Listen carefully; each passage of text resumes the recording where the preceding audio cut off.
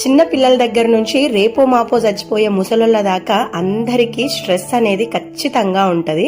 Stress ని మనము పూర్తిగా తగ్గించుకోవడం అనేది ఇంపాసిబుల్ అన్నమాట. కాకపోతే ఆ స్ట్రెస్ ని మనము మేనేజ్ చేసుకోవచ్చు. మనకి నచ్చిన పనులు చేసుకుంటూనో, నచ్చిన యాక్టివిటీస్ చేసుకుంటూనో స్ట్రెస్ ని మనము బ్యాలెన్స్ చేసుకోవచ్చు. నాకున్న స్ట్రెస్ ని నేను ఎలా మేనేజ్ చేసుకుంటాను అని అంటే, ఒకటి చెట్లు, 2 కుకింగ్ అని చెప్తాను. సో చెట్లలో నేను ఖచ్చితంగా డైలీ 1 గంట సేపు అయినా టైం అయితే స్పెండ్ చేస్తానన్నట్టు. ఇంట్లో ఉన్న చెట్లని కిందకి మార్చుకుంటాను, కింద ఉన్న చెట్లను మళ్ళీ పైకి మార్చుకుంటాను. ఎందుకంటే సన్లైట్ అవసరం కదా, సన్లైట్ ఉంటే అవి మంచిగా యాక్టివ్ గా అయిపోతాయి అన్నట్టు.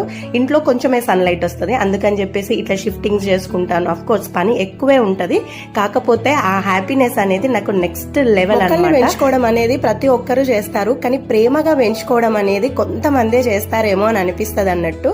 సో ఈ విషయంలో మట్టికి నాకు నేను ఖచ్చితంగా సర్టిఫికెట్ అయితే ఇచ్చుకుంటాను. నేను అన్ని మొక్కల్ని కూడా ప్రేమగా పెంచుకుంటాను, ఇష్టంగా పెంచుకుంటాను.